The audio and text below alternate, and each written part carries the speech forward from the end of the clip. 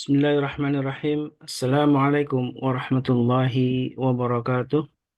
Waalaikumsalam warahmatullahi wabarakatuh. Waalaikumsalam warahmatullahi wabarakatuh. Hamdan katsiran tayyiban mubarakan fi wabarakatuh. kama yuhibbullah wa yarda. Asyhadu an la ilaha illallah wa asyhadu anna Muhammadan abduhu wa rasuluh. Allahumma salli wa sallim wa karim wa barik ala nabiyyina wa syafi'ina wa maulana Muhammad wa ala alihi wa sahbihi wa man ittaba'ahum bi ihsan ila yaumiddin. Amma ba'd. Sahabatku Majelis Keluarga Indonesia yang dirahmati Allah, alhamdulillah wa syukrillah. Tidak kata yang patut dan pertama-tama kita ucapkan kecuali rasa syukur kita kepada Allah, puja-puji yang milik Allah yang telah melimpahkan banyak kenikmatan kepada kita semua, kenikmatan yang seringkali kita lupa untuk mensyukurinya. Kenikmatan yang di pagi ini, alhamdulillah Allah sudah eh, melepaskan ya, mengembalikan ruh kita setelah Allah menggenggamnya dalam tidur kita. Kemudian kita terbangun dalam keadaan sehat walafiat. Dan di pagi ini alhamdulillah kita masih diberi kesempatan oleh Allah Subhanahu wa taala untuk mengikuti kajian ilmu bersama guru kita Ustaz Dodi Al-Jambari, dan kita doakan mudah-mudahan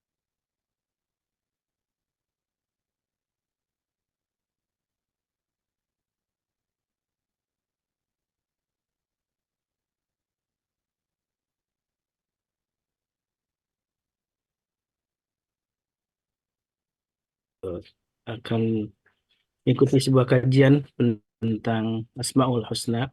Dan di pagi ini tema yang akan kita kaji tentang nama Allah yang Maha Agung Al-Qabid ya.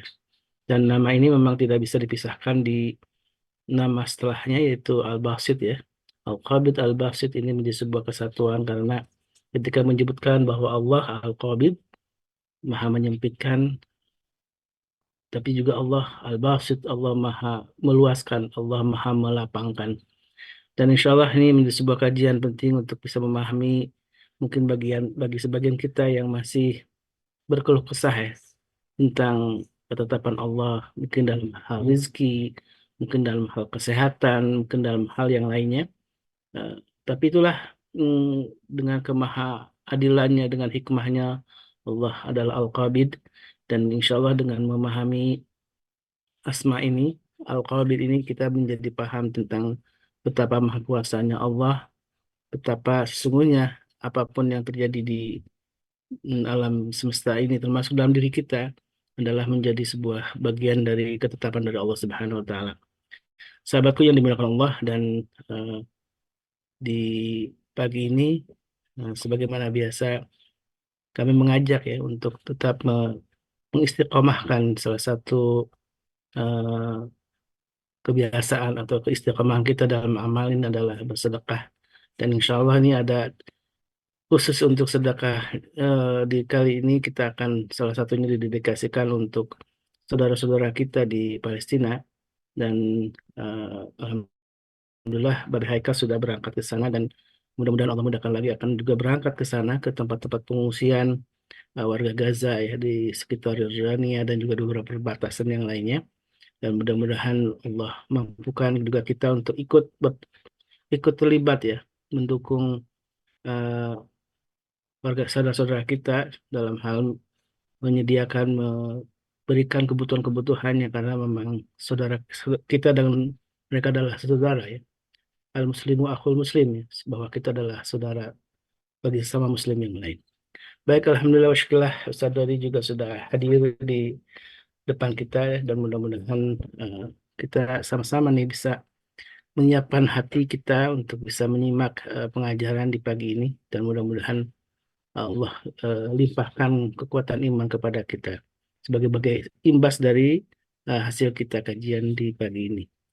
Baik, alhamdulillah, syukurlah. Gimana kabarnya, Saudara Di? Masih mute, Ustaz? Kalau nggak didoain sama antum nggak bisa kayak gini ya. Masya Allah. Barakallah fiik. Oke, barakallah. Alhamdulillah, kita doakan semua, saling mendoakan, Ustaz. Dan tentu juga Itulah enaknya jadi muslim. saling mendoakan.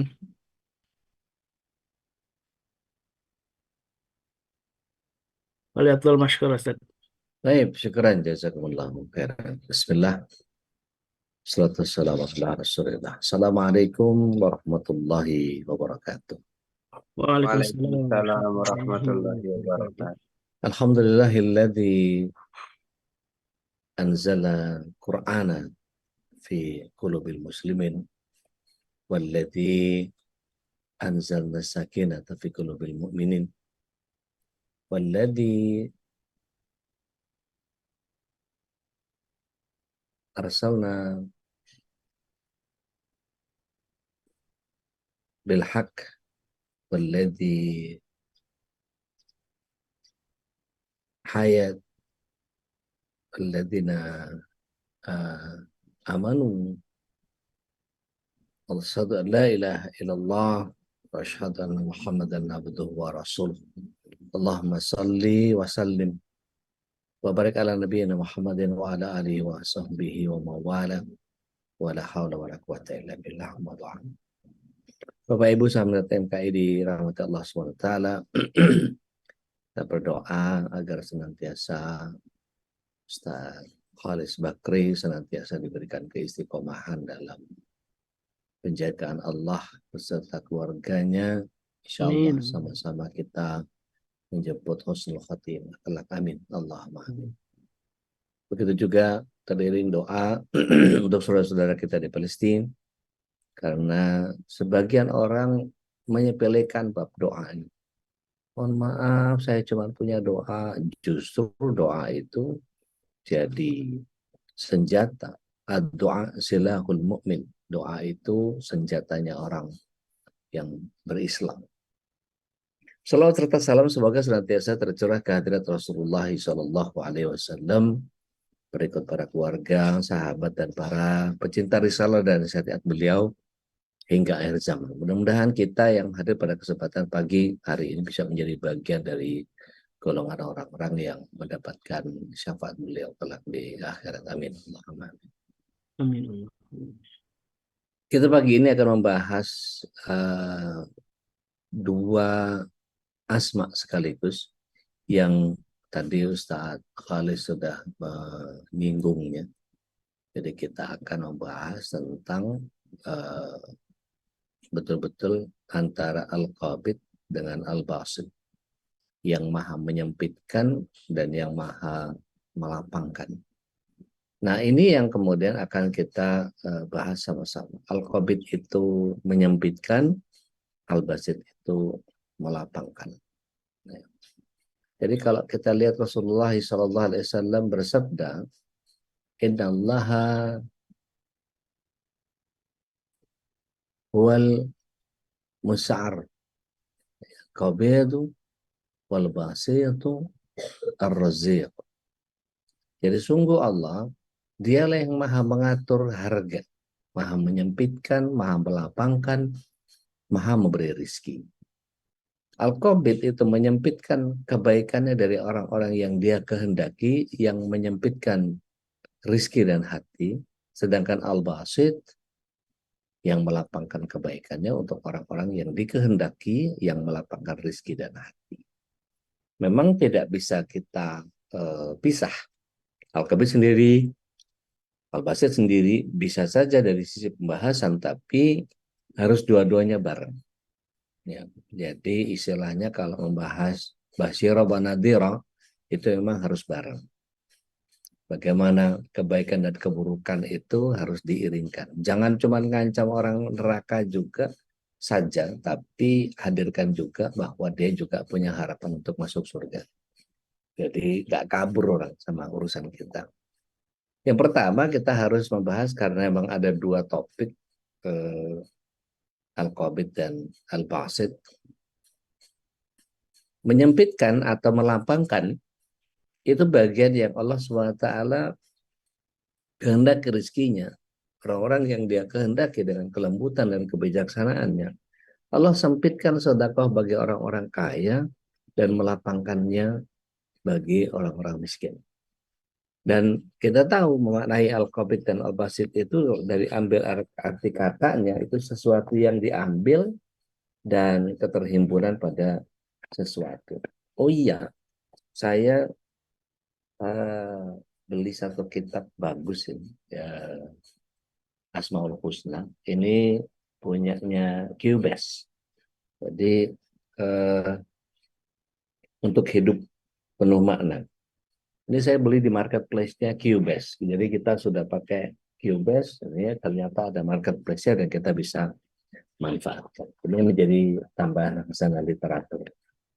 Nah, di sini dijelaskan dalam kitab yang ditulis oleh Agim, jelas disampaikan bahwa ada makna-makna yang baru seperti menahan atau menggenggam, kemudian menghalangi, menyempitkan, maka lewat nama Allah ini, Allah lah yang punya hak mutlak untuk menahan dan menggenggam, menghalangi, dan menyempitkan rizki.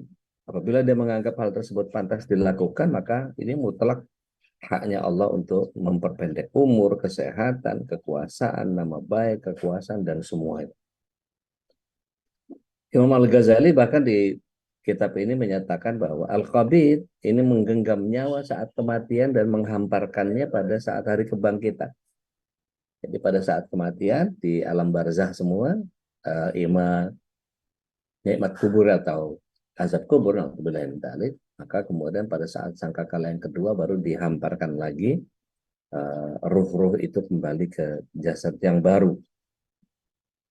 Dan Allah menggenggam sedekah dari orang kaya dan menghamparkan rezeki pada orang miskin. Dia memperluas rezeki orang kaya sehingga terasa olehnya tidak ada lagi kebutuhan. Artinya banyak orang yang kaya kemudian kelebihan duit jadi maksiat. Serta menahannya dari orang miskin sehingga terasa olehnya bagaikan habis sudah kemampuan di sisinya. Allah menyempitkan dada, ya, sehingga hati terasa sesak dan melapangkan sehingga segala keresahan menjadi sirna. Dan ini Allah Subhanahu wa taala mutlak memiliki hal ini. Nah, kalau al-basit ini diambil dari kata keterhamparan, ya, kelapangan. Dari sini kemudian ada makna memperluas, melapangkan. Jadi Allah menegaskan bahwa sebagai pemilik setiap hati, Allah melapangkan hati yang sempit, Allah pemilik semua pembendaharaan langit dan bumi, sehingga mudah bagi Allah SWT melapangkan rezeki siapapun yang dikehendaki, dan dia pun adalah pemilik kehidupan, sehingga mudah baginya untuk menghidupkan manusia setelah matinya, lalu menghamparkannya di hari kebangkitan. Dan kesempurnaan al-basit ini akan semakin lengkap kalau kita menggandengkannya dengan al-qabid. Jadi Allah Maha Kuasa melapangkan, ya, tidak hanya dada manusia, tapi lapang rezeki, lapang atau menghamparkan ruh manusia setelah kematian.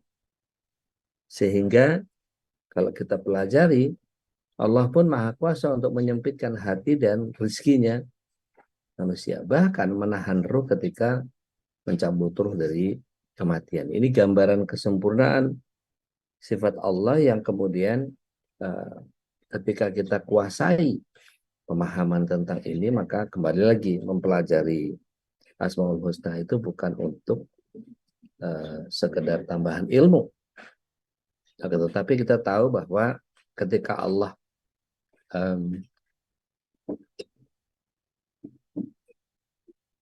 ada yang berkenan baca di surat Al-Baqarah 245, tafadhol.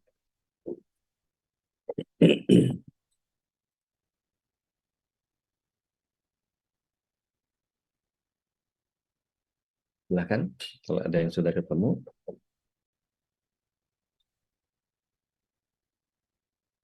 Dua atau Al-Baqarah 245. Bismillah, saya siap. Mangga, Udah. mangga. Surat Al-Baqarah ayat 245. Yeah, Siapa betul. yang meminjami Allah dengan pinjaman yang baik, maka Allah melipat gandakan ganti kepadanya dengan banyak. Allah menahan dan melapangkan rizki, dan kepadanya lah kamu dikembalikan. Yeah. Maha benar Allah dengan segala firman. Barakallah. Jadi Allah menyempitkan dan melapangkan, menahan atau melapangkan. Di situ ada ia kebitu dan ia besitu. Ya. atau ya qabidu dan ya besutu. Maka maknanya ini adalah Allah yang menahan ruh saat jasad mati dan mengembalikan ke ruh saat jasadnya hidup nanti.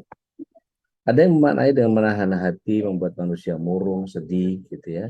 Tapi di sisi lain, dia membentangkan hati, membuatnya senang, lagi gembira. Nah, pendapat lain mengatakan bahwa Allah Al-Qabid ini menahan rizki yang menyempitkannya, sekaligus Al-Basit yang membentangkan rizki, melapangkan dan meluaskannya. Maka Al-Qabid dan Al-Basit ini merupakan dua keadaan yang senantiasa Allah bolak-balikkan di antara hati manusia. Kalau rasa khaufnya dominan pada seorang hamba, artinya dia sedang di maqbud, di qabid, ya, di maqbud. Tapi ketika ada rasa harap, ada roja, maka dia sedang di mabsud. Ini keadaan yang orang tengah-tengah berusaha untuk menggapai Allah, ya, seperti as-sa'ir. Kemudian orang-orang yang sudah sampai kepada Allah dalam konteks wasilun, ya, keadaan takut dan harapnya ini relatif seimbang. Jadi mereka tidak lagi terpengaruh oleh al-qabd dan al-bas. Ya. Ibnu Athaillah As-Sakandari dalam Al-Hikam menyatakan bahwa Allah memberimu kelapangan agar engkau tidak selalu berada dalam kesempitan, dan Allah memberimu kesempitan agar engkau tidak terhanyut dalam kelapangan. Allah mengeluarkanmu dari keduanya agar engkau menjadi miliknya, bukan milik sesuatu pun selain dia. Artinya kesadaran penuh dari diri kita adalah ombang-ambingnya itu terserah Allah. Imam Al-Qushairi menjelaskan bahwa apabila Allah perlihatkan kepada seorang hamba tanda keindahannya, maka Allah telah melapangkan. Jika Allah memperlihatkan kepadanya tanda keagungan, berarti dia telah menyempitkan. Yakni, qabd membuat hati menjadi murung, sedangkan al-basit membuat hati menjadi gembira. Contoh aplikasinya begini. Kita ketika sudah selesai sholat, sudah selesai tahajud, sudah selesai ngaji ini nanti, sudah selesai memahami sesuatu, kita kemudian menjadi, oh gitu ya, Masya Allah ya, Allah itu, dan seterusnya.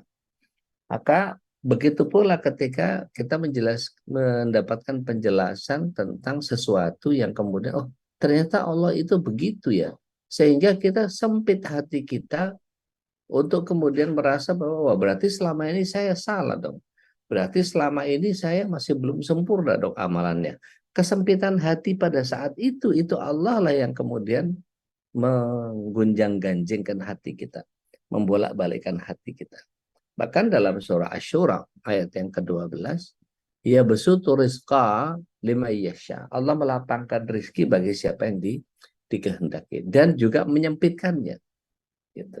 Artinya kalau Allah SWT menyatakan ia besutuh, ya, maka ini juga ia begitu gitu. Jadi jelas barang. Kalau dari sisi surah Al-An'am ayat 125, Allah menyempitkan hati sehingga sesak. Kadang-kadang kita tuh kalau dengerin saudara-saudara kita di Palestina dibakar satu rumah sakit, dibom, dikasih bom fosfor, dikasih perlakuan yang sangat tidak nyaman, sumber air di apa segala macam. Sempit hati kita rasanya, Allah. Begitu banget ya Yahudi itu ya. Akhirnya kita juga bersungguh-sungguh untuk kemudian membantu, mampu mengeluarkan harta yang dimiliki, mampu menghadirkan doa yang tulus, yang kemudian membuat kita menjadi ikut boykot fisabilillah dan seterusnya. Itu bagian yang kemudian Allah sempitkan hati kita dalam keadaan saudara-saudara kita di Palestina. Ketika anak kita tidak mau sholat, ketika suami kita tidak mau baca Quran, ketika pasangan kita tidak mau ibadah dengan baik seperti sebagaimana yang diinginkan atau yang dicontohkan Rasulullah SAW dalam kehidupan keseharian bersama keluarganya, maka sempit hati itu membuat kita menjadi tulus berdoa kepada Allah Subhanahu Wa Taala. Jadi jangan pernah suuzon kepada Allah Subhanahu Wa Taala ketika terjadi sesuatu yang kemudian apa namanya?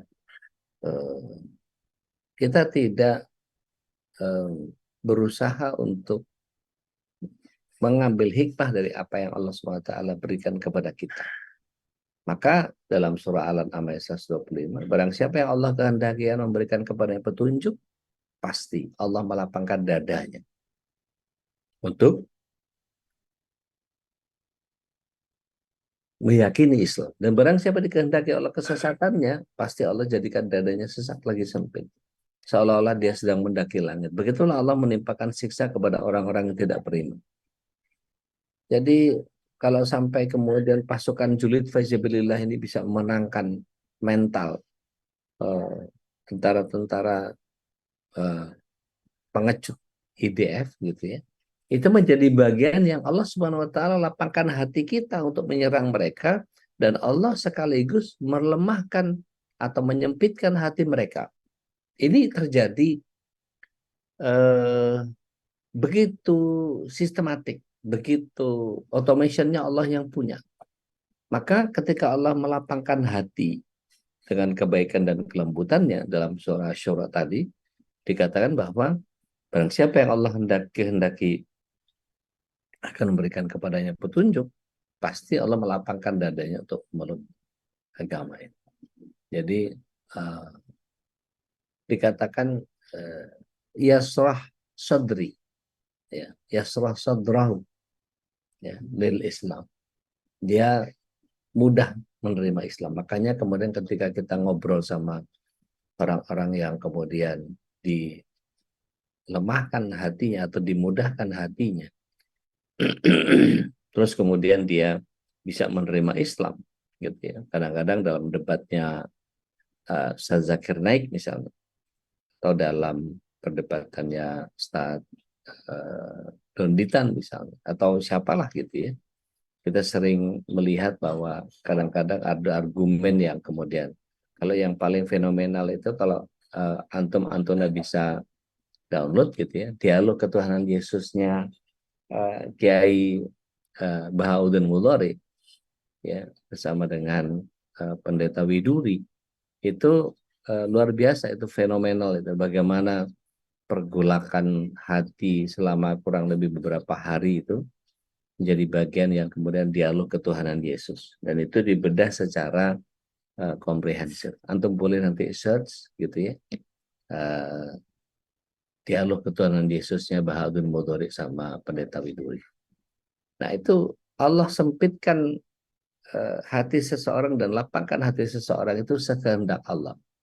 Dan itu membuat kita menjadi memahami juga bahwa Allah menahan ruh dengan kematian yang telah ditetapkan bagi ciptaannya, dan melepaskan ruh dengan kehidupan. Artinya tidak hanya pada saat Allah SWT membuat syahid saudara-saudara kita di Palestina, tapi Allah Subhanahu wa Ta'ala sekaligus nanti akan mengumpulkan ruh-ruh yang baru kepada bayi-bayi yang lahir itu, dan kemudian memberikannya kemampuan, keberanian, takdir yang lebih baik, dan seterusnya.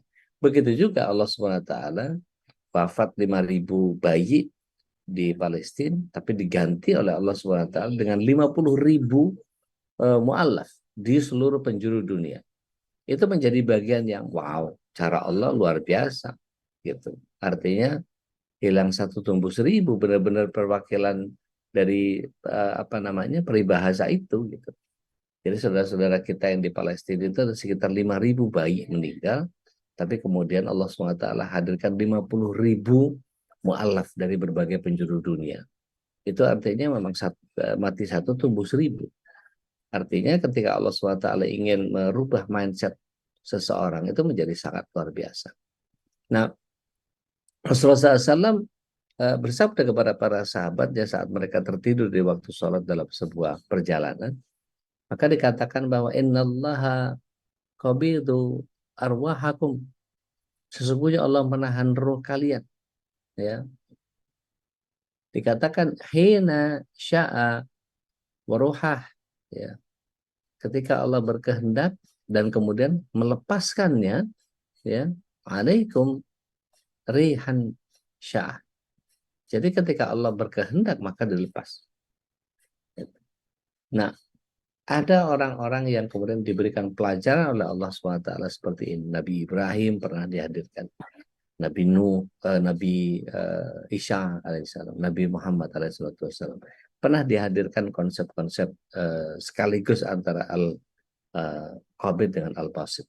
Nah, sahabat MK ini mana dirahmati Allah SWT, ketika Allah melapangkan ruh dalam tubuh dengan kehidupan, al-bastu, ini artinya keluasan dengan menghamparkan. Sebagian mengatakan kelapangan yang paling luas adalah rahmat yang memasuki jiwa seseorang di mana dia menemukan cahaya untuk keluar dari kegelapan dosa.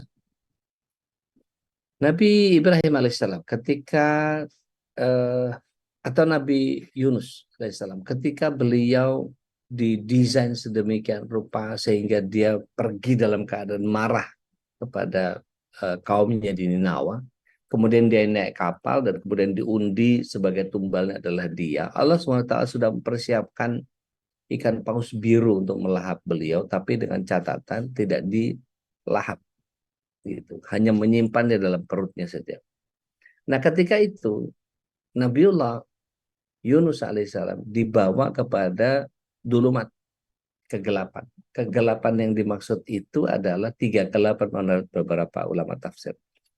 Kegelapan yang pertama adalah kegelapan malam, yang kedua adalah kegelapan perut ikan, kemudian kegelapan yang dimaksud di situ adalah al-qabid, yang kemudian orang menjadi disesakkan dadanya, gitu ya, disesakkan dadanya ketika disempitkan dalam keadaan, kan ikan paus biru itu ikan perairan dalam ya, sehingga makin ke dalam kita makin sempit, makin qabid dada kita karena himpitan tekanan air di kedalaman laut itu menjadi bagian yang Allah SWT hadirkan kepada Nabi Yunus. Baru kemudian Allah ilhamkan ya, kepada beliau, yaitu apa? Al-Basit. Ya. Al-Basitnya apa? Beliau langsung fanada, ya, la ilaha illa anta subhanaka inni kuntu minadz-dzalimin. Dan kemudian diberikan al-basit yang lebih luar biasa lagi ketika dia dilepeh ke pinggir laut. Balik lagi ke tempat di mana dia tinggal di Nainawa. Dan kemudian Allah Subhanahu wa taala membuat dirinya menjadi al-basit, ya, menjadi lapang. Gitu. Nah, mabesutnya atau mabesutoknya Nabi Yunus ini adalah bagian yang Allah SWT setelah COVID di dalam perut ikan, maka basitnya itu adalah bagian ketika dia dihadirkan kembali ke bagian ini. Begitu juga dengan Allah SWT hadirkan kesempitan dan kelapangan kepada Nabi Nuh, ya, kepada Nabi Lut, kepada hampir semua Nabi dibegitukan oleh Allah SWT. Tapi yang paling seru itu kejadian dari Nabi Yunus alaihissalam. Karena bagaimana mungkin seorang nabi bisa masuk dalam perut ikan dan kemudian tidak diguncang hatinya dengan rasa sempit dan lapangnya tadi. Rasulullah SAW juga bersabda kepada para sahabat yang tadi saya sampaikan bahwa sungguh Allah menahan ruh kalian saat Allah berkehendak dan melepaskannya saat dia berkehendak. Ini bagian yang kemudian beberapa ulama seperti Al-Qushairi menyatakan bahwa apabila Allah memperlihatkan kepada seorang hamba tanda keindahannya, berarti dia melapangkan atau bas. Apabila Allah memperlihatkan kepadanya tanda-tanda keagungan, berarti Allah menyempitkannya. Jadi qabid itu membuat hati menjadi murung, sedangkan al-bas membuat hati menjadi gembira. Nah, Allah menempatkan pada seorang hamba kondisi-kondisi yang manusiawi, lalu menyempitkannya sehingga dia tidak mampu menahan beban walaupun sekadar seekor semut kecil sekalipun. Jangankan itu, kita dikasih virus COVID-19 saja udah berantakan semua. Ya. Itu baru ukuran virus ya, sekecil itu. Dan Allah SWT mencabut sifat kemanusiaan, Allah mencabut sifat kemanusiaan pada orang, kemudian menjadi yang penting bagaimana caranya supaya saya dapat ICU. Orang lain padahal butuh ICU, tapi saya sepertinya lebih perlu. Sehingga terjadilah bayar-membayar dan seterusnya. Padahal dia mau bayar duit berapa juga, kalau ICU-nya nggak ada, ICU-nya penuh, ICU-nya overload gitu. Itu sampai di halaman apa namanya, di halaman rumah sakit itu dikeletakin begitu aja pasien itu, masya Allah. Itu Allah SWT sesekali mencabut eh, begitu. Dan Allah mampu menahan beban apapun yang dipikulkan kepadanya.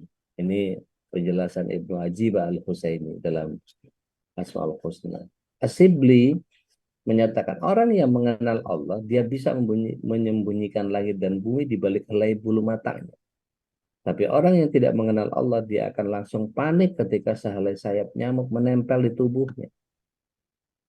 Seorang ahli ma'rifat menyatakan bahwa apabila Allah menyempitkan, dia akan melakukannya sampai tidak ada lagi kekuatan. Tapi ketika Allah melapangkan, dia akan melakukannya sampai tidak ada lagi ketidakmampuan. Segala sesuatu berasal darinya dan akan kembali kepadanya. Jadi hal-hal yang menyedihkan sampai kepada bagaimana seseorang bisa membunuh dirinya sendiri dengan pikirannya, itu menjadi bagian yang sebetulnya Allah sempitkan hati. Jadi di Amerika itu satu kali pernah ada seorang karyawan sebuah restoran yang kemudian temannya itu dipecandain, dimasukkan ke cold storage yang mati, tidak nyala, karena setelah terminate cleaning itu biasanya ngabisin bersih-bersih apa kuman, bakteri apa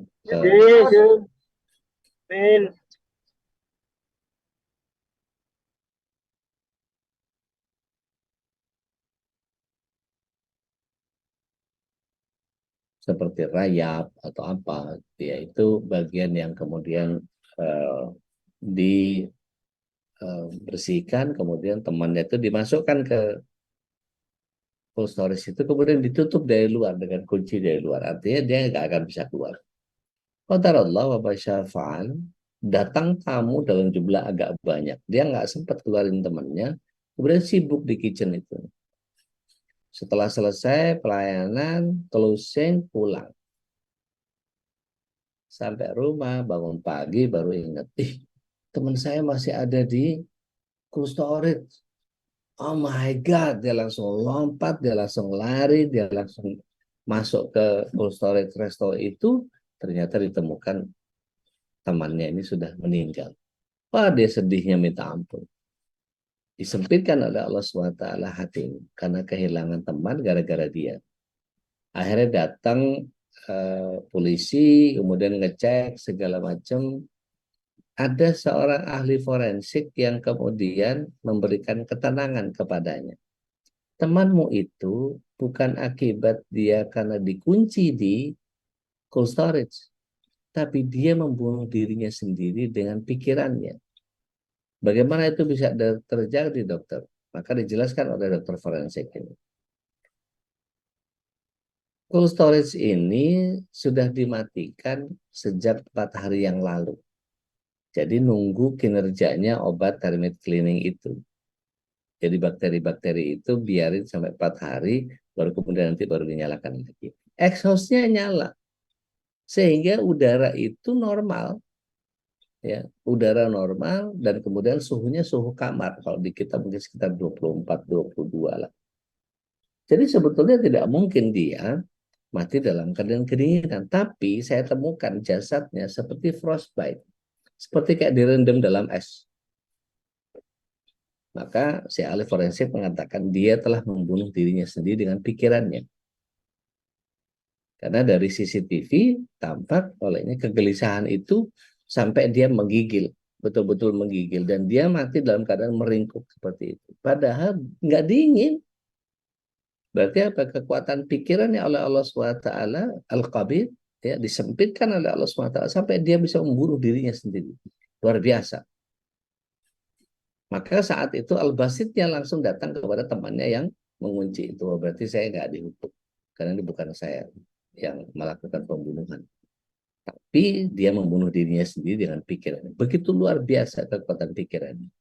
Nah, ikhwafil rahimakumullah, ketika kita tahu bahwa Allah menyempitkan dan menahan, atau Al-Qabid tadi, karena hikmah ilahiyah yang tidak dapat dijangkau oleh manusia. Maka Allah melarang hamba-hambanya untuk menggunakan sifat ini. Gak boleh kita nahan. Ya. Misalnya kita tidak mau nahan memberi atau tidak berinfak, jangan. Kasih aja.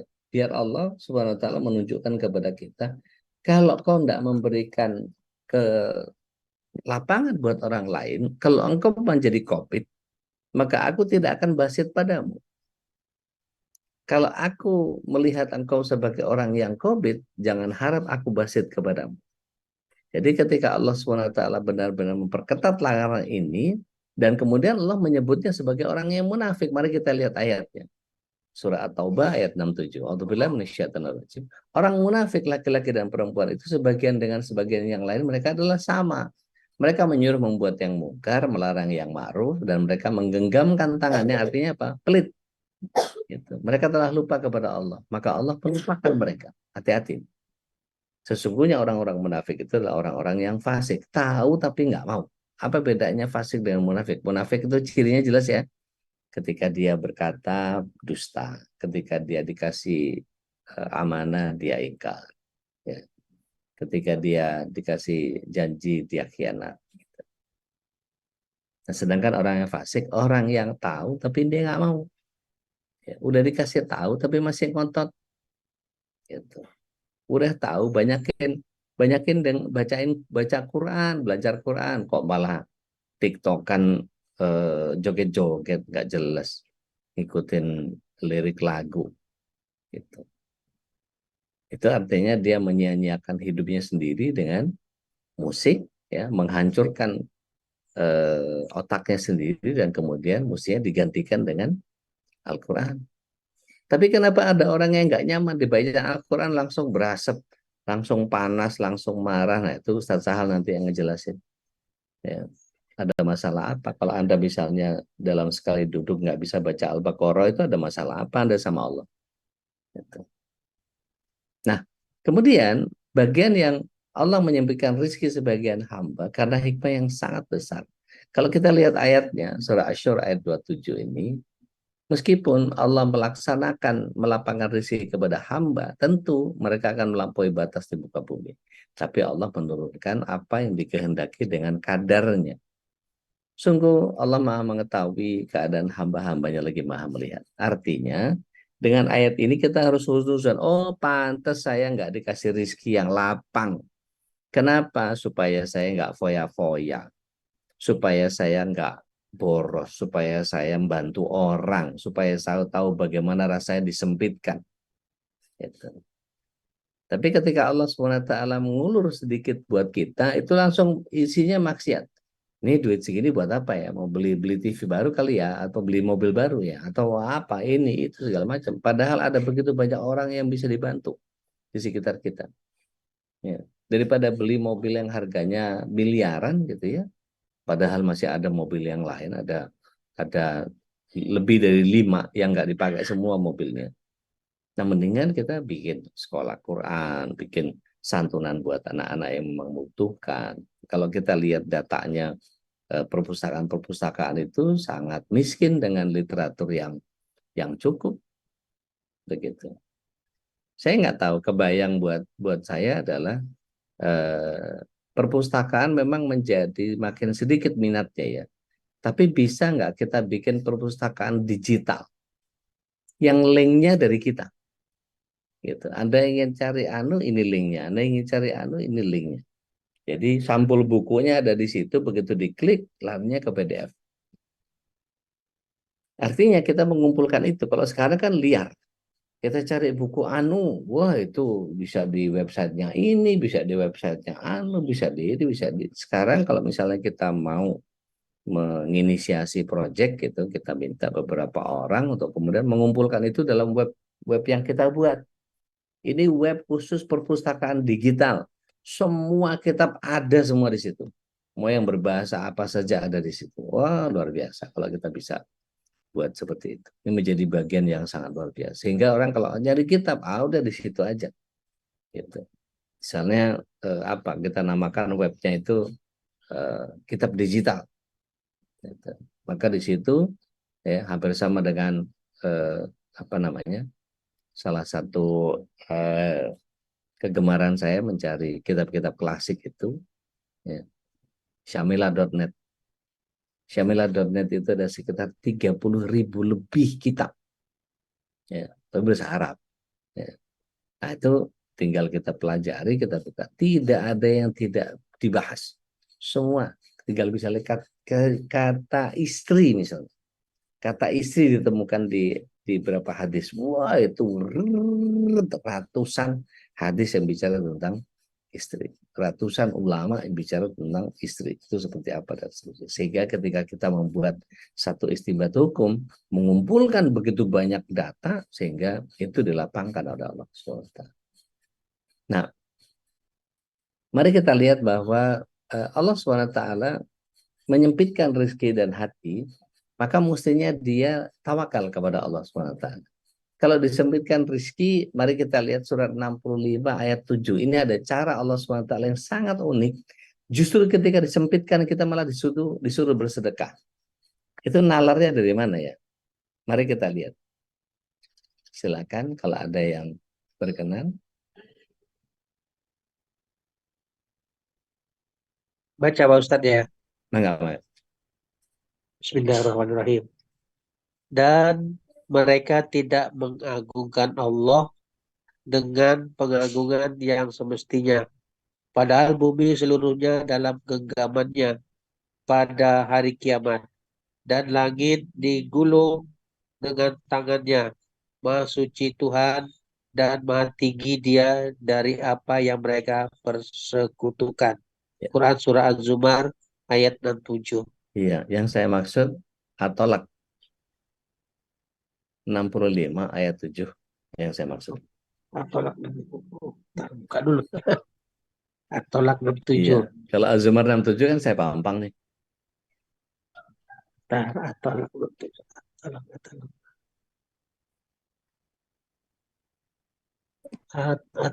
Atalak tuh surah ke 65.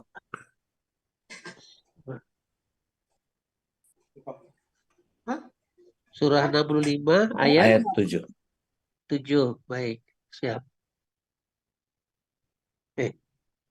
Atolak ayat 7. Kok nggak keluar? Ada. Ada yang lain Atolak silakan. 7. Boleh Ini. bantu. Enggak Boleh lah. silakan. Hendaklah, itu bukan. Iya. Hendaklah orang yang mempunyai keluasan memberi nafkah menurut kemampuannya. Iya. Dan orang yang terbatas rezekinya. Nah, Hendaklah memberi nafkah dari harta yang diberikan Allah kepadanya. Allah jadi tidak makin membebani. dimiskinkan, makin disempitkan rezeki, malah makin suruh sedekah. Itu kan menurut sebagian orang nggak nalar ya. Wong lagi nggak punya duit kok malah suruh sedekah, bagaimana sih? Sehingga kadang-kadang Allah meletakkan kesempitan rezeki kepada seseorang itu agar dia senantiasa al-basit. Gitu. Dan ini buat orang yang logika imannya nggak nyampe, nggak nyambung. Wong lagi nggak ada kok malah suruh sedekah. Akhirnya apa ngakunya? Mohon maaf ya Ustadz, nggak bisa ikutan sedekah soalnya lagi nggak punya apa. Loh, salah. Justru bersedekahlah. Bisa dengan doa, bisa dengan pikiran, bisa dengan ide, bisa dengan tenaga. Gitu. Tapi tetap niatnya sedekah itu harus ada. Gitu. Nuhun, Mbak. Barakallahu fiik.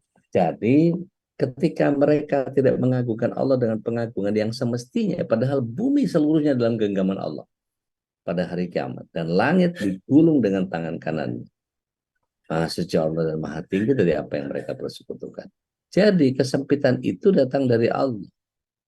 Dan ini adalah keadilan Allah yang tidak akan berlaku zalim kepada siapapun. Karena apa? Allah sekaligus al-basit dalam keadaan yang lain. Mari kita lihat bahwa hal yang paling indah tentang hamparan rahmat Allah itu adalah bagaimana siang dan malam itu untuk para pelaku maksiat. Dalam hadis riwayat Muslim dikatakan, sungguh Allah Azza wa Jal menghamparkan tangannya di malam hari agar pelaku maksiat di siang hari bertobat. Dan Allah menghamparkan tangannya di siang hari agar pelaku maksiat di malam hari bisa bertobat. Sampai matahari terbit dari tempat terbenamnya, maksudnya dari barat. Itu kan bagian yang wow, luar biasa ya. Gitu. Nah, ini yang kemudian membuat kita menjadi memahami bahwa uh, al-qabid dan al-basit itu dengan seketika itu ada yang dikabidkan, ada yang dibasitkan. Nah, Bapak Ibu yang dirahmati Allah SWT, kalau kita mau bertindak kepada bagian yang Allah SWT hadirkan, ya, maka mari kita masuk ke dalam bagian yang sejatinya setiap kita adalah hamba yang kemudian harus masuk ke dalam sebuah pemahaman yang benar tentang bagaimana Allah menyempitkan, bagaimana Allah melampangkan. Siapa yang disempitkan untuk tujuan apa, siapa yang kemudian dilapangkan untuk tujuan apa. Kalau kita lihat surat 57 ayat 23, kadang-kadang Allah SWT menghadirkan begitu itu supaya yang pertama, kita tidak terlalu sedih terhadap apa yang Allah SWT sempitkan, dan kita tidak terlalu jumawa terhadap apa yang dilapangkan. Jadi biasa-biasa aja lah. Jadi nggak usah terlalu kayak kiamat buat diri kita pribadi gitu, harus kalap. Sementara bagian yang lain orang menjadi, oh rezeki anak soleh. Enggak, sesoleh apalah kita kemudian Allah SWT mudahkan dalam kehidupan. Ada bagian yang kemudian Allah SWT akan sempitkan sesuatu sekaligus melapangkan untuk hal yang lain. Wallahu a'lam. Saya kembalikan dulu ke Ustaz Khalis. Fatal Masykur ya Ustaz. Alhamdulillah, syukurlah, barakallahu fikum, Ustaz. Baik, barakallah. Tema ini memang sangat relevan sekali, Ustaz, ya, dengan situasi kita yang MPI sedang melakukan gerakan untuk infak fisabilillah, yang insya Ya. Allah akan salah satunya didedikasikan untuk saudara-saudara kita di Palestina. Ketika kita tadi disempitkan rezekinya, maka sesungguhnya malah disuruh ya, waman qudira alaihi rizquhu ya. Orang yang malah disempitkan rezekinya, justru Allah menyuruh kita untuk justru berinfak fisabilillah gitu ya. Maknanya apa? Keduniaannya atau hubud dunianya suruh Allah. copot. Yakin nggak Allah SWT yang maha pemberi rezeki? Contoh, Ali bin Abi Thalib karamallahu wajhahu ketika keluar ke pasar, beliau bawa 6 dirham dan kemudian di jalan itu ketemu sama fakir. Fakir itu minta, ya Tuhan, bagi rezeki Tuhan. Langsung dikeluarin 6 dirham dan dirhamnya. Kalau 6 dirham itu duit kita sekitar 300.000 pecahan gocapan, kira-kira berapa yang kita keluarkan? 50 juga udah bagus tuh. Udah kebanyakan itu. Kalau bisa nyari nyari kembalian. Bentar bang, saya cari kembalian. Enggak, ini Ali langsung yakin sama Allah Ar-Razak. Dia kasih 300.000 itu, 6 dirham. Maka apa yang terjadi? Pulang dia, nggak bisa belanja, nggak punya apa-apa. Begitu pulang, belum sampai rumah. Ya Ali, ada hadiah fi ahlikum. Ini ada hadiah untuk keluargamu. Satu gembolan. Begitu dibawa ke rumah, dibuka, makanannya itu lebih dari 6 dirham. Siapa yang berani melakukan seperti itu? Cuma orang-orang yang beriman. Sekelas kita mah ngeri kali. Gitu. Masya Allah. Lawang saya cuma punya segitu-gitunya, kalau saya keluarin segitu, gila kali. Tapi kalau kemudian kita tahu bahwa Allah Ar-Razzaq, apa yang nggak mungkin buat Allah? Kalau ini saya kasih dari sisi hadis Muslim misalnya. Barang siapa memudahkan sesama muslim, maka Allah akan memudahkan dia tidak hanya di dunia, tapi sampai di akhirat. Apakah janji itu kurang tepat apa? Ketika kita dihadapkan begitu, mau pada nggak percaya ini? Jadi, saya pernah mencoba itu, Ustaz. Jadi, waktu itu hitung-hitungan sama bini. Cinta, duit kita berapa ini? Sampai sekarang. Ada kekumpul, Mas. Alhamdulillah 1,5 jutaan. Cukup buat bulan ini. Cukup, insya Allah. Buat bayar rumah, waktu itu masih nyicil. Buat bayar motor, buat rumah tangga, buat makan anak-anak, bayar sekolah anak, kasih cukup insya Allah. Jadi nggak lebihannya itu cukup sudah. Maka kemudian ada sahabat, dia orang Aceh, dia SMS aneh waktu itu, belum ada WA. Itu yang masih gitu bunyi itu. Nokia 1 juta umat ya. Isinya, akhir boleh nggak aneh pinjem ke antum 1,5 juta untuk bayar rumah, bayar cicilan motor, bayar anak sekolah, sisanya buat belanja. Aneh nggak bilang langsung sama gitu, enggak.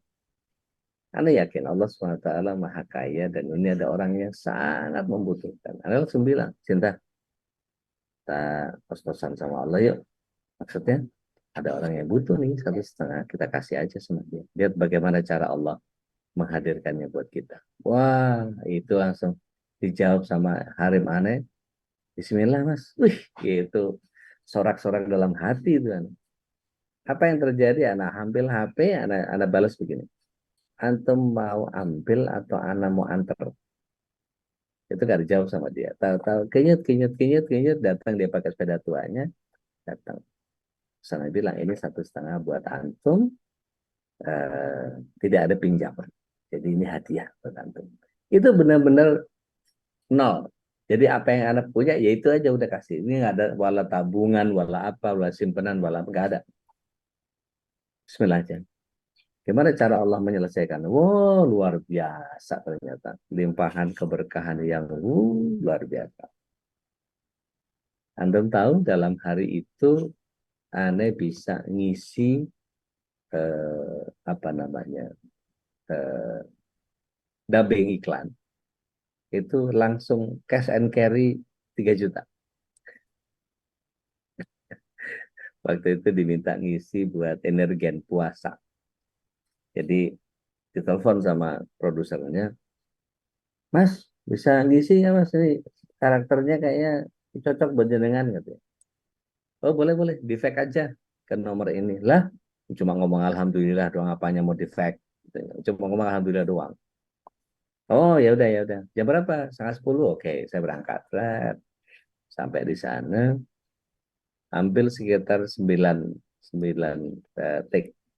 Take 1, alhamdulillah. Take 2, alhamdulillah. Take 3, alhamdulillah. Take 4, alhamdulillah. Terus itu sampai take 9, alhamdulillah. Dah dicomot sama si editornya, tempel, dijahit tuh jadi satu gambar. Ternyata ada bapak-bapak lagi minum di meja itu, tampak belakang, punggungnya doang, nggak kelihatan muka. Dia minum, habis itu taruh, klek ada itunya logo Energen itu. Habis buka puasa maksudnya. Dia langsung berdiri. Alhamdulillah. Itu pas sama omongan Anda yang ke-9 tadi. Alhamdulillah. Selesai, kata kliennya, oh oke nih. Bagus, pas, katanya. Pas sama momen dia berdiri. Karakternya dapat gitu. Oke mas, makasih mas. Itu langsung pamit aneh. Begitu pamit, yang ngontak aneh, produsernya itu, Mbak Pipin namanya. Orang parkir. Itu langsung nyamperin saya, mas, aku nggak mau nunggu ya, biasanya kan 2 pekan baru ini langsung aja, soalnya aku repot mau ngurus anu gini gitu apa segala macam. Oh ya alhamdulillah, ini buat 4 mas, buat TVC-nya 2, buat radionya 2, jadi dihitung 4. Nah, sementara waktu itu aneh masih rate-nya itu sekali take itu untuk satu tagline itu 750 waktu itu harganya. 50.000. Jadi begitu dibayar 450.000, 1,5 juta, itu langsung 2, 4, 3 juta tuh anak pulang bawa cash. Gitu. Terus itu luar biasa. Begitu ada kasih ke Harim, ini jawaban Allah. Itu cuman bisa ya begitu aja gitu. Dan aneh nggak kemudian berkutat dengan al-qobitnya si teman tadi itu. Biarkan saya memberikan al-basitnya Allah kepada dia, ternyata Allah memberikan al-basitnya kepada Anda dengan cara yang sangat luar biasa. Gitu Ustaz, sharing aja. Masya Allah. Ini inspiratif sekali, Ustaz. Karena ini soal keimanan ya. Kalau Iya, tidak iya, iya, punya iya. bekal keimanan, yakin dengan bahwa Allah itu Al-Basit itu ini Kan susah. gampangnya gini, Ali itu orang bukan sih? Di- Orang kan? Berarti kalau dia bisa lakukan itu, kenapa tidak dengan saya? Gitu. Artinya kita ya ngikutin aja. Kan kalau kita lihat di surat 9 ayat 100 itu kan Allah SWT menyatakan bahwa barang siapa yang mengikuti dengan baik Muhajirin dan Ansor, Allah akan berikan keridhaan kepada mereka dan Allah pun ridho kepada mereka. Mereka pun ridho kepada Allah. Jadi saling ridho antara hamba dengan Tuhannya itu kan menjadi bagian yang wow, keren banget gitu. gitu. Wallahu a'lam. Dan uniknya saat disebut oleh Allah itu justru malah pinjaman ya. Ya, Semua yang kita bersedekahkan, semua yang kita infakkan di jalan Allah itu Allah menyebutnya sebagai sebuah pinjaman. Kalau sahih. pinjam Allah akan Sahih. dikembalikan. Iya, Disebut Al-Baqarah iya. tadi disebut di 245 itu ya. Sahih, Ma'dzal sahih, dzalika dan sahih. hasanan. Itu Masya Allah. sebuah janji Allah, Allah akan melipat gandakan dan itu apa harta yang kita keluarkan itu disebut sebuah pinjaman kepada Allah. Luar biasa. Masya Allah. Allah. Baik, jamaah yang dimuliakan Allah ini masih ada waktu. Silakan nih kalau ingin sharing juga mungkin kisah-kisah inspiratif seperti yang disampaikan oleh Ustaz Dodi tentang betapa Allah itu Al-Basit, betapa Allah itu juga Al-Qabid. Dan tentang Al-Qabid ini kita harus memaknainya. Ah, ini udah Bu Nita Ya, sudah. sebentar. Saya baca buat Pak Zazashi dulu. Oh, ya. Arti negeri yang diberkahi untuk Palestina itu bagaimana, Ustaz? Ujiannya nggak berhenti sejak puluhan tahun. Begini, Akhi, jangan lupa bahwa Nabi Musa waktu minta sama Allah SWT, ya Allah, musnahkan Fir'aun, habisi Fir'aun. Dan Allah SWT, aku kabulkan doamu. Tapi apa yang terjadi? Ahli tafsir menyatakan antara doanya Nabi Musa itu rentangnya 40 tahun. Sampai Fir'aun meninggal. Itu diwafatkan oleh Allah SWT. Jadi artinya pengabulan doa Allah itu kita mesti paham dengan 3 hal. Langsung saat deksanya gitu kalau orang Jawa bilang seketika gitu ya. Ada yang kedua adalah bagian yang kemudian Allah SWT tunda gitu, yang tadi Nabi Musa 40 tahun. Ada yang diganti bentuknya itu. Wallahu a'lam bishawab. Gitu ya, mudah-mudahan bisa dipahami. Manita monggo. Afwan. Assalamualaikum warahmatullahi Waalaikumsalam wabarakatuh. warahmatullahi wabarakatuh. Pagi sehat, insya Allah kita. Ya udah mau bertanya dengan Al-Basit dan Hobbit. Al-Qabid ya. Eh, Misalkan kita memang lagi nggak punya uang, jadi kalau kata Ude tadi, kenapa nggak ikut dengan Abu siapa tadi ya, yang memberikan uangnya semua dia pulang ke rumah. Ali. Ali. Nah, terus ini terjadi benar, tapi saya bingung. Saya lagi nggak punya uang, tiba-tiba datang orang yang ini minta tolong bayarin dulu kontrakan, yang ini minta tolong dipinjemin dulu untuk bayaran uang sekolah karena kan mau bagi rapot, nggak bisa bagi rapot kalau kalau belum lunas ininya uang sekolahnya. Saya cuma bilang sama Allah, saya sendiri juga harus menolong diri saya sendiri, tapi ini orang datang saya sampai bingung. Ini apa maksud Allah gitu? Punya keraguan, walaupun akhirnya saya bantu, tapi terus saya nanti gimana? Nah, itu Iya. gimana? Iya. Ya, Iya. Assalamualaikum warahmatullahi wabarakatuh. Waalaikumsalam warahmatullahi wabarakatuh. Iya. Mesti ditanamkan kebiasaan untuk meyakini bahwa Allah itu Ar-Razzaq. Allah itu Ar-Razzaq. Mungkin nggak Allah Subhanahu wa taala? Ana lupa di surat berapa ayat berapa tuh. Ma min dabbatin fil ardi au 'alallahi rizquha itu. Tidaklah setiap binatang yang melata di bumi ini atau makhluk di bumi ini kemudian yang tidak dijamin rezekinya oleh Allah Subhanahu wa taala. Itu bagian yang harus dicamkan sebagai sebuah pemahaman betul gitu. Saya pernah dalam satu kondisi karena udah sering ya, jadi udah biasa aja gitu.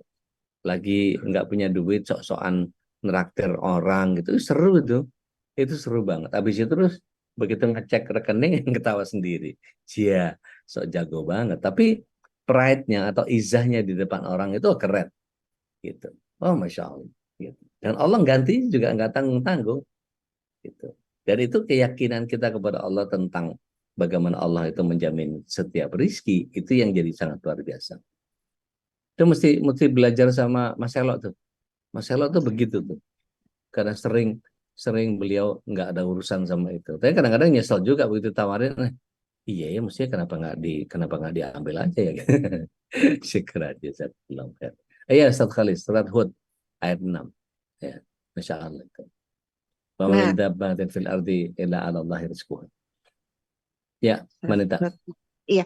Nah, maksudnya menanamkan gini, kan kita emang lagi nggak ada nih Udi. Kita sendiri kan juga banyak yang harus kita kita misalkan yang wajib bukan bicara kita nanti mau beli sesuatu yang sekunder. suka ragunya gini, Allah kenapa datangkan ini di saat saya sempit? Kalau saya lagi lapang mah nggak ada masalah gitu loh, udah. Kan jadi kayak gini, ya Allah Tuhan, tapi nggak bantu orang itu kayak saya balikin ke diri. Kalau saya lagi susah, Ya, saya dibutuhin orang ya, gimana ya, gitu. ya, ya. Meyakinkan ke dirinya bahwa Allah akan bantu itu gimana ya gitu. Iya, was-was minasyaiton itu kadang-kadang gitu, Mbak. Kan gini, kalau kita ketemu sama pengemis, kalau di Bekasi itu profilnya banyak banget. Ada anak-anak kecil yang pakai plastik Yakult itu botol diisi pasir tutupin ecrek ecrek ecrek ecrek itu nggak nyanyi ecrek ecrek sambil colek-colek dengkulnya para pengendara motor itu ecrek ecrek ecrek ecrek ecrek. Kalau kehujanan pilek gitu ya ingusnya nggak dibersihin tapi gitu. Nah itu kan buat kita aduh menjijikkan sekali gitu ya, yang kemudian membuat kita menjadi bagian yang ya mestinya jangan jangan dibiarin gitu. Itu gimana tuh? Ketika mau ngasih rogoh-rogoh kita ternyata ada informasi. Anak-anak ini dikumpulkan oleh para sindikat dan mereka setelah dapat uangnya mereka harus store kepada sindikatnya. Mereka ini hanya diperdaya. Gitu. Maka mulai berhitung tuh kapitalis. Kalau anak ini satu hari itu bisa berapa kali stop tuh. Jadi kira-kira bisa dapat sekitar 250-300 ribu sehari di satu lampu merah. Coba kita hitung, 300 ribu kali 30 hari. Berapa tuh? 6 juta, kata yang naik motor. Gaji lu aja nggak segitu. Was-was syaitan itu. Jadi ngisi nggak? Jadi ngasih nggak? Jadi ngasih nggak? Jadi ngasih nggak? Gitu. Jadi kadang-kadang was-was syaitan tuh gitu. Jangan dikasih. Ntar anak-anak ini anu sekali. Wah itu sekali. Anak-anak pang. Ya, anak-anak pang. Wah, begitu piercing di mana-mana, rambut di spike, gambar tengkorak, pakai apa celana merecet gitu, pakai celana pensil, kaos kakinya warna-warni. Terus abis itu naik ke angkot, tak gendong ke mana-mana, nggak modal banget. Kalau di CIC Pinang itu betatok-betatok begitu, ya Bapak Ibu, daripada saya masuk penjara lagi, saya baru keluar dari penjara, mendingan ngasih aja deh daripada saya melakukan tindak kekerasan lagi. Itu kan sedikit-sedikit ngancam kita, orang-orang apaan sih nih? Gitu. Kira-kira kita mau ngasih atau enggak? Gitu. Maka berkecamuk itu tentang jangan dikasih anak-anak ini nanti dipakai buat judi, dipakai buat main perempuan, dipakai buat mabok, itu suzonnya apa segala macam itu membuat kita menjadi lihat surat 7 ayat 16 ayat 17. Surat 7 Ayat 16 17.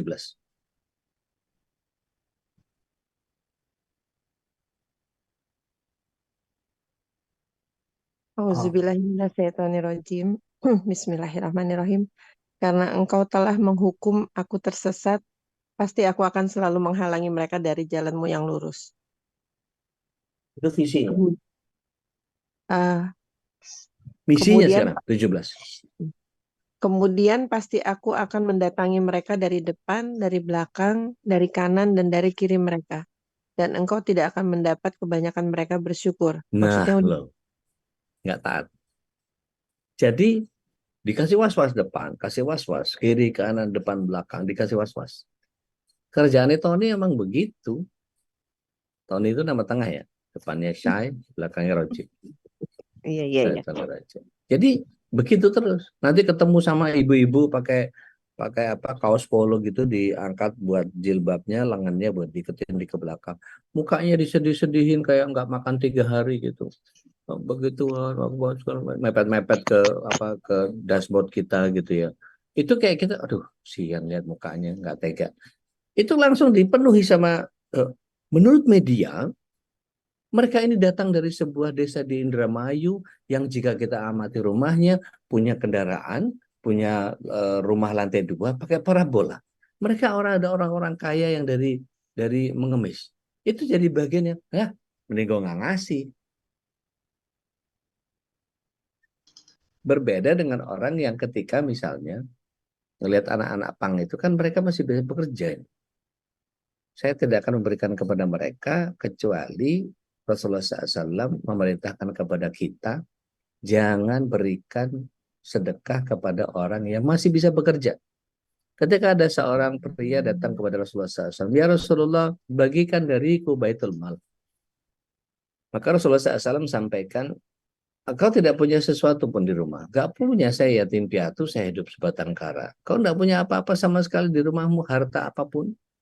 Tidak punya ya Rasul. Ada juga mata kapak yang sudah tumpul, sudah lama nggak dipakai. Nah, kata Rasulullah SAW, bawa itu ke sini, nanti kita lakukan sesuatu untuk itu. Rasulullah SAW bikin gagang. Begitu bikin gagangnya, dia datang, dipasangkan, dikunci sama Rasulullah SAW, diasah sebentar, bolak-balik, habis itu langsung dikasih sama dia. Cari kayu bakar, bakar kayu bakar. Bakar kayu bakar. Jual kayu bakar. Gitu. Jadi, jangan dikasih uang, tapi pancing, supaya dia bisa cari ikan. Nah, itu bagian yang kemudian kita tidak memberi karena memang kita tahu bahwa dia bisa bekerja. Tapi kalau udah nini, udah kakek-kakek jual apa namanya, sapu lidi, jual kemoceng, jual apa saja yang secara halal. Kadang-kadang kita ngelihat ada aki-aki yang jual cobek seberat itu gitu ya, keliling apa, kadang-kadang dipan kayu yang dia bikin, dia dipan bambu yang dia bikin sendiri, dia gotong sendiri, jual lemari di gotong, Masya Allah. Yang begitu perlu kita bantu. Bahwa kemudian dia jualan iba, itu urusan dia lah. Gitu Mbak Anita, wallahu a'lam. Baik, alhamdulillah. Assalamualaikum warahmatullahi Waalaikumsalam wabarakatuh. warahmatullahi wabarakatuh. Teh Dina, mangga. Assalamualaikum Ude. Waalaikumsalam warahmatullahi wabarakatuh. Terkait Al-Basit, konsep rizki ya, saya selalu percaya sih kalau memang konsep rizki, matematika Allah sama matematika manusia itu kadang memang banyak nggak masuk akalnya gitu. Yes. Matematika barokah soalnya. Iya betul sekali, walaupun sudah udah gitu. Tapi somehow saya mau mengkaitkan terkait konsep tawakal juga udah ikhtiar, berpasrahan diri kita pada Allah gitu. Karena saat saya real sama diri saya sendiri gitu kan, saat kita menyerahkan semuanya gitu kepada Allah gitu, kita akan ada aja jalan keluar gitu. Dan saya percaya sedekah di waktu kita sempit itu insya Allah Allah akan melapangkan selapang-lapangnya gitu. Sahih. Itu yang pertama. Yang kedua, Ya. Zikir terkait sholawat dan istighfar ya, karena memang istighfar itu kan salah satu mendatangkan rizki juga Ya, ke kita betul, gitu. Banyak betul. mohon ampun gitu. Sahih. Yang kecil ini saya sambil sharing aja ya udah gitu. Ya, nggak apa-apa. Terus story juga saya mengalami sendiri gitu. Karena memang saat ayahnya anak-anak Paswe waktu itu cuman pesannya take care all kids gitu, jadi take care anak-anak, ikhlas gitu. Nah saat itu pun saya baru banget resign, saya sempat merasa takut gitu sama Allah gitu, nanti saya bayar anak gimana ya gitu, ada biayanya gitu kan. Kalau dihitung matematika Allah, insya Allah itu kayaknya nggak cukup deh gitu kalau kita ngitung real gitu kayak udah tadi kan. Akhirnya ya memang Allah akan datangkan gitu rizki itu yang kita nggak terkait. Saya setuju dengan surat Hud tadi. Saya selalu percaya gitu dengan surat Hud tadi, orang Allah kan menciptakan kita, pasti kita selalu akan diberikan sesuatu untuk apa ya, untuk kehidupan sehari-hari. Nggak mungkin lah Allah membiarkan kita hidup blangsak istilahnya kayak gitu. Yang ingin saya tanyakan Ude terkait ikhtiar itu sendiri gitu. Terkaitan tawakal tadi gitu. Somehow dengan kondisi saya seperti ini gitu, kadang kan saya pengen running bisnis atau apa untuk mengembangkan bisnis gitu. Kadang rasa bukan worry ya, apa ya, kadang kalau dulu kan ada yang selalu membackup ayahnya anak-anak ataupun orang tua saya, karena waktu itu kan memang berbarengan saat COVID itu meninggalnya beruntun gitu. Ada di titik yang nanti kalau saya membuat suatu bisnis, kalau gagal gitu, jadi kayak seolah nggak ada saya gitu. Kadang sampai hari ini pun saya kadang ada rasa itu gitu, Ude. Nah, amalan apa gitu yang agar kita menguatkan azam kita gitu, bahwa ya semuanya udah pasrahin Allah, jadi benar-benar biar legowo selegowonya gitu, Ude. Mungkin itu aja. Nuhun, Ude. Bismillah, mangga. Bismillah, salatu wassalamu ala Rasulillah. Iya, keyakinan memang harus dibangun. bahwa kemudian dengan membiarkan Allah SWT bekerja, kalau di surat 65 ayat yang ketiga awal, gitu ya, Allah SWT menyatakan, wa may tawakkalallahu Allah fahuwa hasbuh, gitu ya. Kalau di surat 65 ayat yang kedua terakhir, gitu ya, wa may yattaqillaha yaj'al lahu makhraja wa yarzuquhu min haitsu la yahtasib. Barang siapa yang Allah Subhanahu wa taala ditakwai, gitu ya. Barang siapa bertakwa kepada Allah, maka Allah akan mudahkan baginya jalan keluar. Dan Allah akan datangkan rezeki dari arah yang tidak diduga sangka. Dan barang siapa bertawakal kepada Allah, Allah akan cukupi. Yakin aja udah. Bismillah. Dan sebetulnya banyak peluang-peluang yang kemudian bisa kita kerjakan sambil dompleng, gitu ya, sambil belajar dulu, gitu, pelajari risknya, gitu, pelajari ini too good to be true atau apa, gitu ya, sehingga kita tahu bahwa ini bukan sesuatu yang mengkhawatirkan. Ini Bismillah deh, coba ini, gitu, belajar skema aja dulu, pelajari visibility studies-nya kayak apa dan seterusnya.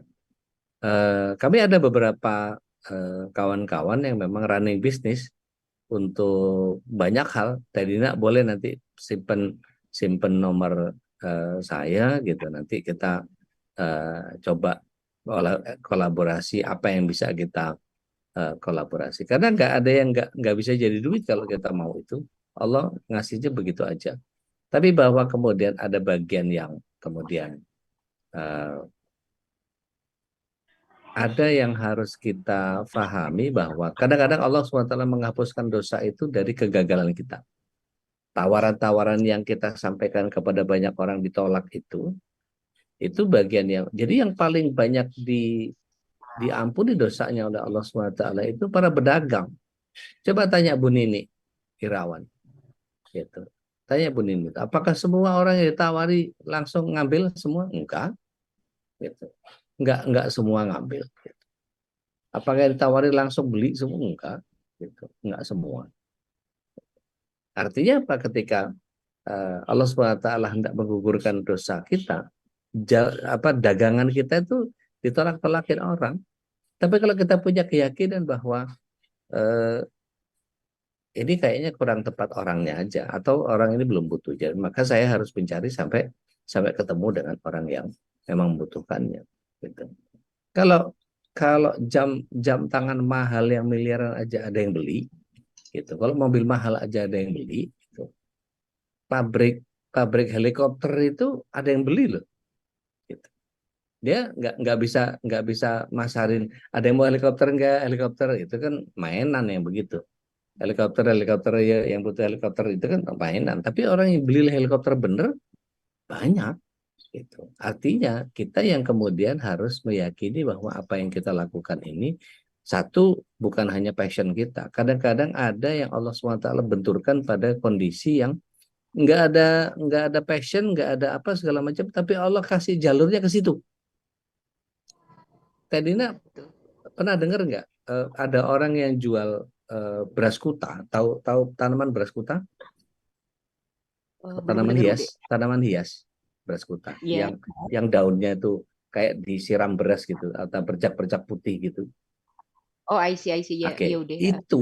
Itu kalau beli di tukang kembang berapa? 20.000? Nggak sampai, 15.000 paling yang udah jadi.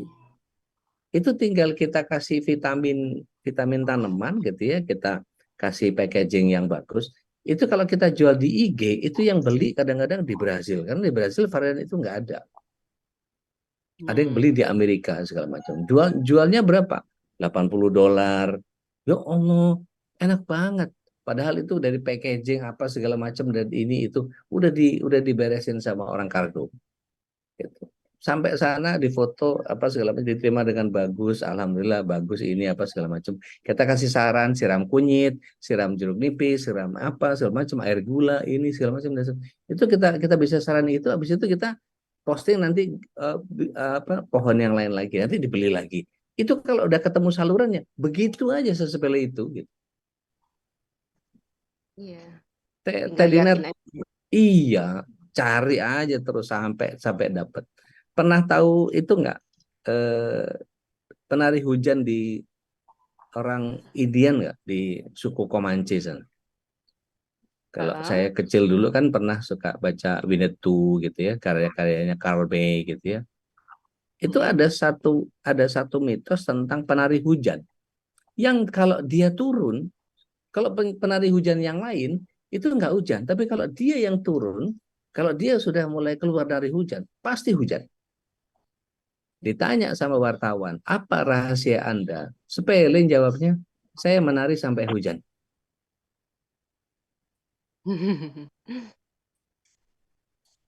Jadi ikhtiarnya sampai mentok Iya, gitu, sampai dapat gitu.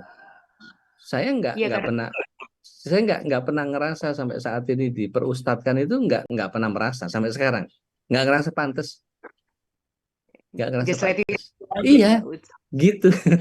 Jadi oh, senang sharing aja gitu. Oh, ini ada hadis nih bagus nih, ada ayat nih, tafsirnya gini, bunyinya gini. Makanya saya selalu stick to according to Quran begini, according to hadis begini, according to ulama they said like this gitu. Itu nggak pernah saya beropini begini, aduh nggak berani itu. Jadi cuman retelling aja gitu ya. Ya udah gitu aja gitu. Terus tiba-tiba jadi ustadz. Nggak ngerti juga sih. Karena mungkin waktu waktu ngantor gitu biasa di balik layar gitu ya, Dek. Udah Iya. jadi biasa bikin yang kita bikin konsep, kita yang biasa bikin strategi. Kebetulan kan saya backgroundnya Odi gitu kan. Hmm.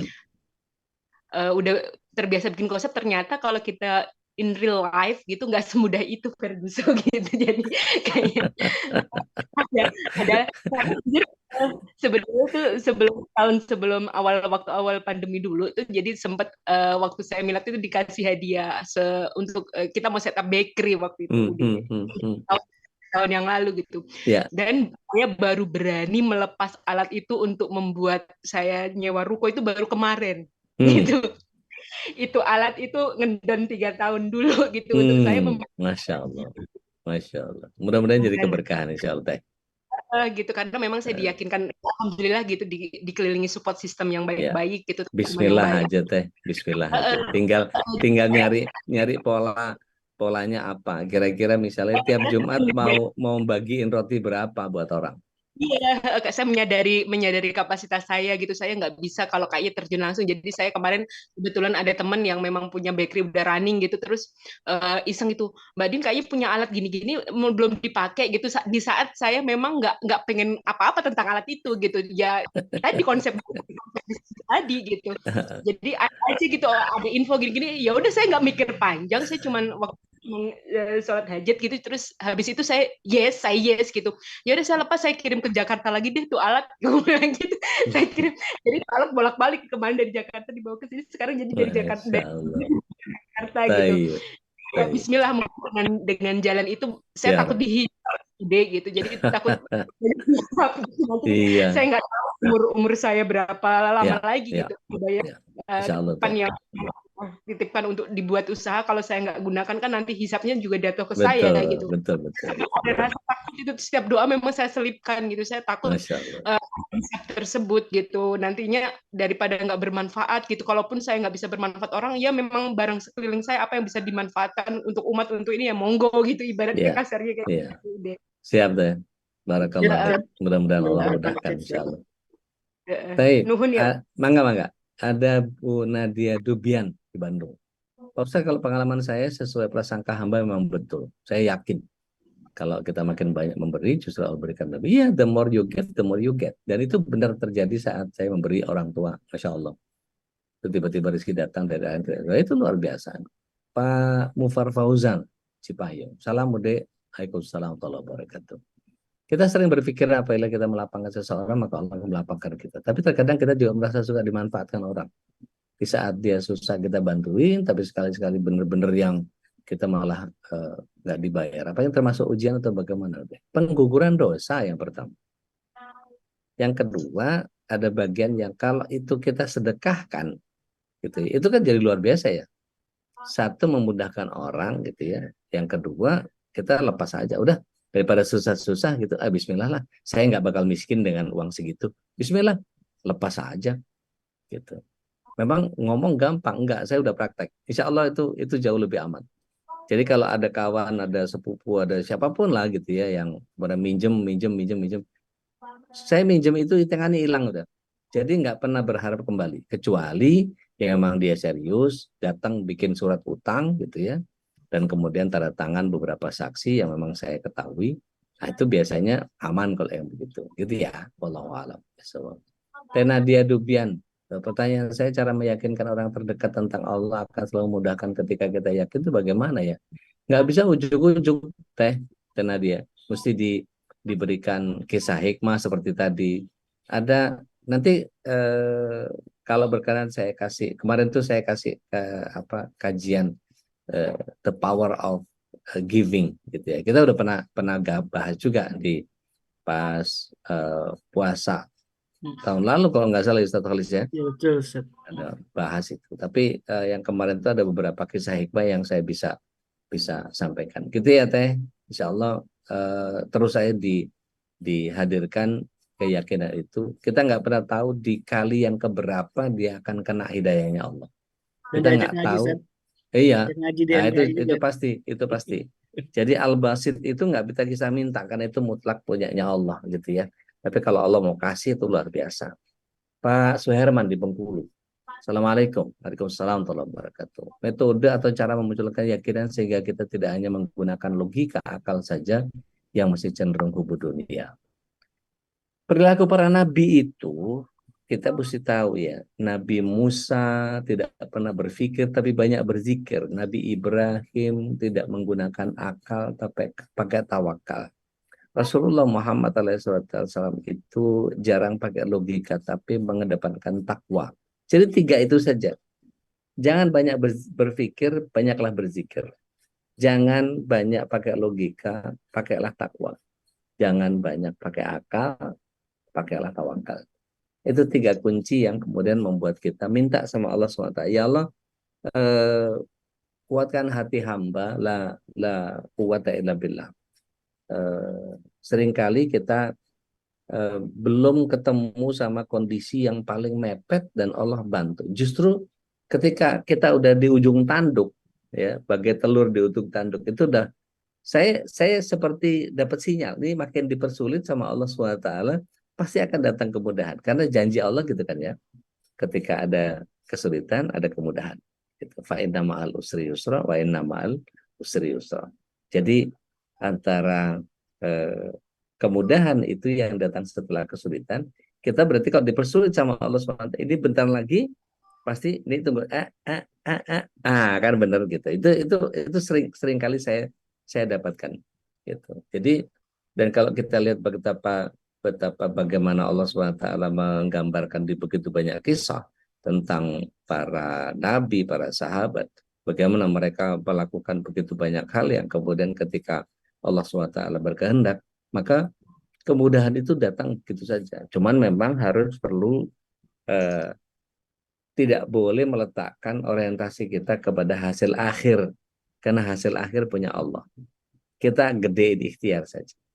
Kalau di surat 3 ayat 159 bagian yang saya paling sering jadikan jargon itu, lakukan yang terbaik, jadi yang terbaik biar Allah kerjakan sisanya. Fa'idha azamta fatawakkal 'ala Allah. Gitu. Jadi be the best, do the best, Allah will take care of the rest. Itu seringkali saya sampaikan di bagian akhir dari apa yang saya sering sampaikan. Gitu ya Pak Sarman di Bengkulu. Mudah-mudahan Allah mudahkan kita semua. Saya kembalikan lagi ke Ustaz Khalid, sepertinya waktunya udah habis nih Ustaz. Masya Allah. Dan ini kata-kata hikmah terakhir ini apa Ustaz tadi? Be the best, do the best, Allah will take care of the rest. Jadi jadilah yang terbaik, lakukanlah yang terbaik dan biarlah Allah yang akan mengerjakan sisa. Karena itulah memang konsep tawakal ya. Ya. Allah Subhanahu wa taala, fa idza azamta Allah.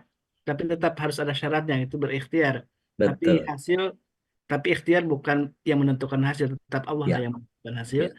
Dan kita yakin bahwa Allah lah yang akan memberi yang terbaik kepada kita semua. Dan Ya. mudah-mudahan ini kajian yang penuh inspirasi untuk kita semua ya. Pagi hari ini mudah-mudahan kita semakin memantapkan iman kita ya, ketakwaan kita dan ketawakal kita terhadap salah satu terhadap rezeki, soal rezeki ini. karena memang salah satunya fungsi ngaji ini saling memberikan motivasi dan inspirasi ya.